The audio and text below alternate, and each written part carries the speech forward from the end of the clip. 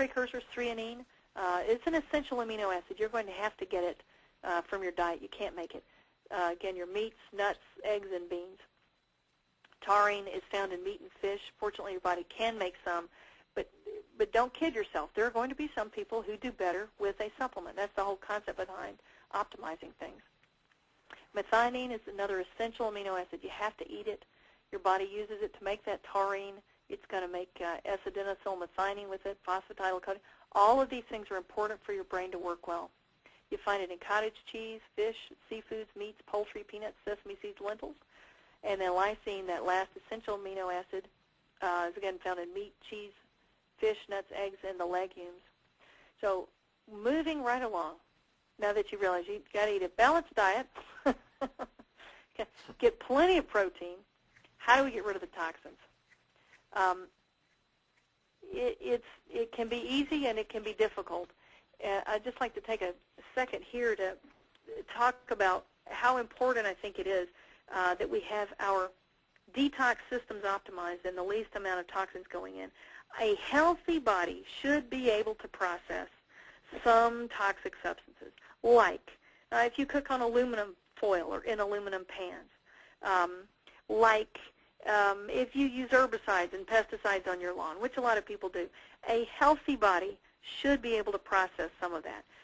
I think one of the reasons that we are seeing a really surge in autism and even cancers is as a species, I think most of us have overwhelmed our system with, dietary indiscretions, poor exercise habits, unclean water, unclean air.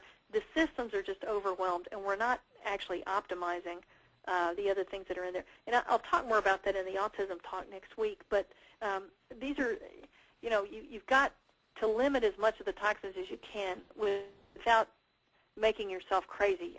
There are some people that seem to go overboard, and there are some people who have such illness in their family. Maybe it's appropriate. Maybe it's not overboard. We've got to have pure water to drink. Reverse osmosis water purified system is a place to start. Please recognize that your bottled water is not guaranteed to be clean and pure.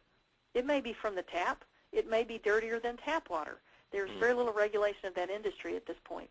Right. Pesticides, herbicides, like I say, there are some people that they're going to be sensitive to these things because their system can't handle it. Plastics, most of the plastics act like estrogens, and most of us don't need more estrogens. For most of us, that's the last thing we need more of. We've actually have too much estrogen. And that estrogen component may also contribute to the cancer epidemic that we've got, because estrogen dictates cell proliferation. So you're going to make too many cells if you've got too much estrogen. It's just the way it is. And when those cells keep dividing and dividing, you keep on doing it and forget to die. I mean, that's what we call cancer. Some people are not going to be able to handle additives and preservatives. And especially if we're looking to optimize our function, especially those additives, preservatives, artificial sweeteners, those are going to be things you're going to want to get rid of. If you have silver fillings, they are 50% mercury, and that mercury is being absorbed into your body. It is directly neurotoxic. We know that. If you Google mercury and smoking tooth, you'll probably wind up with one of the images where a tooth is actually held in front of a phosphorescent screen, and you can see the fumes coming out of it. And it's not a fresh filling. It had been there for decades. So these are things to think about when you want your brain to work the very best. Dyes and artificial colorings also may be things you need to go. What do we do for our detox systems? Most of us, to optimize those detoxification systems. See, your body is actually designed probably to handle a small amount of mercury, to get it out of the body. But when you've got, say, 8 fillings in your mouth, that turns into quite a large amount for your body to have to handle, and it's constantly being released into your mouth. Sulfur and glutathione, I should say, is a sulfur-containing enzyme that the liver uses to detoxify a lot of things and just carry it out of the body. But you're going to have plenty of sulfur. MSM turns out to be a pretty good source. Another one, people are using Epsom salts. in the bathtub, and you just take a bath in it. You're actually absorbing some through your skin. You have to optimize the methylation. It's another, way that your body changes something that's toxic into something that's not toxic, is it'll stick a methyl group on it. You've got to optimize B12 levels. Some people are going, like I say, are going to need those shots, depending on the health of their digestive system and other factors. B6, folic acid, magnesium, all to help the methylation system work better. Also antioxidants, coenzyme Q10, vitamin C, vitamin E, the super juices. You may have heard of these, mangosteen, acai, goji. These are actually very packed with probably an entire spectrum of antioxidants that we haven't completely delineated yet. You're going to do the best if you've got, if whatever you're exposed to is going to be fresh, whole, and organic if you're using juices. So not just some frozen from concentrate or something like that, but it's going to have more nutrients in it if it's fresh and organic. And lastly, chelation. There are going to be people who have such a challenge with certain heavy metals that it actually is going to need to be chelated out. I still think for most people the best place to start is going to be to optimize the detoxification system and let the body do as much as it can on its own. Right, right. And Dr. Elizabeth, if you don't mind my weighing in here, we had an excellent webinar by Rick Deitch, who's a biochemist, and what they found out is there's certain minerals called zeolites, and they have found out that those, the company produces solutions of them now that which have been proven to effectively remove all these harmful heavy metals while sparing the good minerals like calcium and magnesium and all those things. And that was one of the problems they've been seeing with chelation, because sometimes chelation takes out some of the good as well as the bad.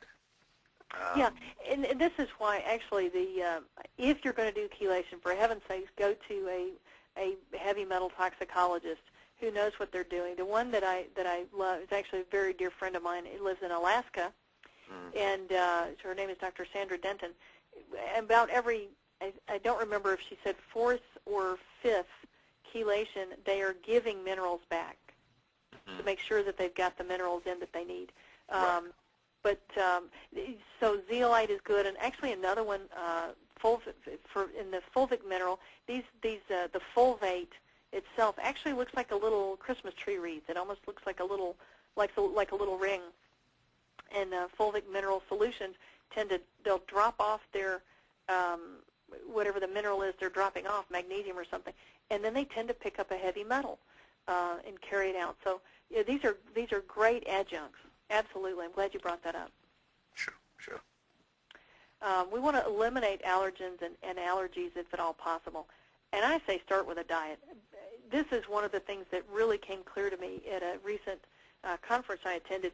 Milk and wheat allergies are quite common and aren't even noticed. These antibodies may cross-react with normal tissue. They may turn up the entire immune response to anything, even to normal tissue, including the brain. So the last thing, if you want your brain to work well, the last thing you want is an immune system that's gone crazy. So that's why people say things like, to get rid of those, to deal with these allergies, you have, why did I say glucose-free? I meant gluten-free. That was silly. Okay. You have to fix that one for me. Gluten-free, casein-free, and soy-free. And the gluten is in the wheat, the casein is in the milk, and the reason you want to go soy-free is there's about 15% cross-reactivity of these people who are casein allergic are going to be soy allergic. And unfortunately, again, we'll talk about this next week with autism, it's not like you can put your finger on one thing and say, I'm going to fix this and that's going to fix everything and they're better tomorrow and everything's perfect. It's a process, and you don't know what's actually going to make the difference, so you tend to do everything that you can that's going to be helpful. Other allergens you want to get rid of, dust mites, mold, mildew, pet dander, formaldehyde from carpets may not be a straight allergen, but it's definitely potentially damaging. You're breathing these fumes in. And what do you do if you've got allergies?